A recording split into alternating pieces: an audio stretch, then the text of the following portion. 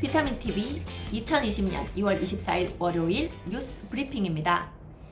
며칠간 코로나 확진자 수가 엄청나게 지금 늘고 있습니다. 많은 분들 조금 걱정을 좀 심하게 하시나 봐요. 근처 슈퍼에 물건들이 떨어져서 지금 살 수 없는 그런 슈퍼들이 종종 보이는 것 같습니다.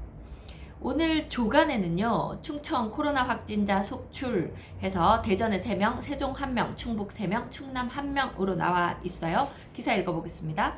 코로나19의 국내 첫 확진자 발생 이후 한 달여간 청정 상태를 유지하던 충청권도 결국 확진자 발생으로 뚫리면서 지역사회가 초비상이다. 23일 대전시와 세종시, 충남, 충북도 등에 따르면 이날 오후 5시 기준 충청권 내 확진자는 모두 8명이다. 지금 시간 24일 12시 30분 정도 됐는데요. 현재까지 발표된 내용으로는 전국 확진자 수가 763명. 그런데 더 우려되는 것은 검사 중에 계신 분들이 8,700여 명이 됩니다. 이 중에서 또 얼마나 확진자가 더 나올지 걱정되고 있는 부분이죠. 세종시의 경우 한 명의 확진자, 대구에 있는 신천지에 참여했던 분의 이동 경로에 따라서 다들 본인이 그때 거기 있었는지 누군지 지금 걱정하고 계신데 더 많은 확진자가 나오지 않기를 바라는 마음뿐이네요. 자, 기사 계속 읽어보겠습니다. 이에 따라 충청권 각 지자체는 현재까지 파악된 각 확진자들의 이동 경로 및 방문 시설 등에 대해 긴급 방역을 실시하는 한편 접촉 위험도에 따라 임시 폐쇄 등의 조치를 시행 중이다. 문제는 충청권 내 접촉자다. 현재 확진자 접촉자는 대전이 28명, 세종 3명, 충남 22명 등으로 파악되고 있지만 이는 기초단계 역학조사를 통한 접촉자 규모다. 향후 질병관리본부 역학조사반과의 합동 심층 역학조사가 이루어질 경우 그 규모는 배 이상으로 늘어날 것이란 분석이 나온다. 지금 이 중에 택시 기사분이 계시고 그래서 지금 그분들과 접촉한 사람을 지금 다 찾아내기가 힘든 상황이기도 합니다. 네, 세종시 뉴스 하나 보겠습니다. 세종 스마트시티 국가시범도시 본격화. 세종시 스마트시티 국가시범도시 사업이 본격화된다. 정부는 최근 스마트시티 도시관리 계획을 마무리 짓고 혁신 서비스를 구축 운영할 SPC 선정 절차에 돌입했다. 총 9,700가구의 주택이 공급되는 세종 5-1 생활권 스마트시티의 분양 시기는 이르면 2021년 하반기로 점쳐지고 있다. 지금 요 신문 내역에 2021년 하반기로 점쳐지고 있다고 하면서 이르면 올해 말에 분양할 수도 있다. 지금 이렇게 하고 있어서 약간 혼동스러운 부분이 있네요. 세종시 스마트시티를 구축 운영할 SPC 선정을 위한 사업 시행 신청이 2월부터 6월까지 진행되며 6월 말쯤 우선 협상자가 최종 선정된다. 그동안 구상 단계에 놓였던 세종 스마트시티의 7대 서비스인 모빌리티, 헬스케어, 교육, 에너지 환경, 거버넌스, 문화 쇼핑, 일자리 등의 요소를 현실에 그려내는 중요한 역할을 맡게 된다. 지금 이 7대 서비스가 개념적으로 이러이러한 것들을 넣으면 좋겠다고 이제 한 것이고 그걸 구현하는 데에서 아마 또 차이가 있을 것입니다. 세종시 처음 얼마나 좋은 컨셉을 가지고 공모의 당선작들을 뽑았습니까? 하지만 실제로 구현되는 단계에서 그 많은 컨셉들이 이리저리 난도질 당하고 결국 기존 신도시와 차별화가 많이 없는 부분들이 나타나면서 사실 실망감을 안겨주기도 했는데요. 과연 이 5-1 생활권 어떻게 구현될지 좀 관심이 가네요. 좀 더 읽어보겠습니다. 정부는 SPC 선정 절차에 맞춰 올해 상반기 중 5-1 생활권 스마트시티 부지 실시 설계를 진행하고 올 하반기 부지 조성에 착수할 방침이다. 혁신 벤처 스타트업 존의 일부 구역이 보행 중심의 차 없는 도시 구조로 설정됐다. 이 지역은 BRT 연계, 자율주행 셔틀, 공유차 시스템이 적용된다. 일각에서 차 없는 도시 구조의 비효율성이 제기된 점을 고려해 1, 2인 가구 위주의 혁신 성장 기능 중심 공간에만 적용할 방침이다. 해당 지역에는 대규모 공동주택은 포함되지 않는다.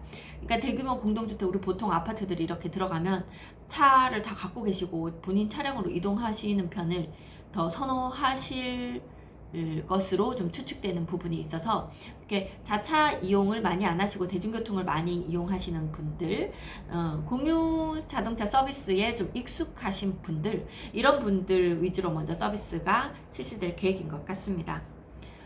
아주 재밌을 것 같은데요. 저도 지금 이런 도시 생각과 우리가 추구하는 어떤 미래 도시 그런 모습과 실제로 이용하는 사람들의 그 적응, 나중에 사실 좋을지도 모르지만 두려움 때문에 아니에요, 이거 안 할래요, 아니 그냥 기존에 하던 걸 넣어주세요, 자꾸만 이렇게 간단 말이죠.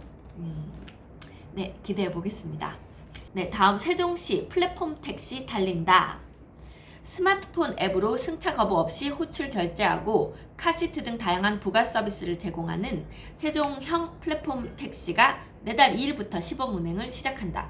지금 이 뭐 카카오 택시라던가 아니면 무죄 판결을 받은 타다 서비스, 이제 뭐 이런 것들, 그 지금 세계적으로 운영하고 있는 우버, 저도 외국 여행 갔을 때 우버를 이용했는데 상당히 편리하더라고요. 자, 이런 서비스들과 같은 종류의 유용한 서비스를 세종시에서는 택시 회사들과 손을 잡고 택시 면허를 기반으로 해서 이 플랫폼을 운영한다고 합니다. 세종형 플랫폼 택시는 정부가 추진하는 택시 면허 기반의 새로운 모빌리티 서비스로 단순 운송 서비스 외에 영유아 카시트, 여성 안심 등 다양한 생활 밀착형 운송 서비스 이용이 가능하다.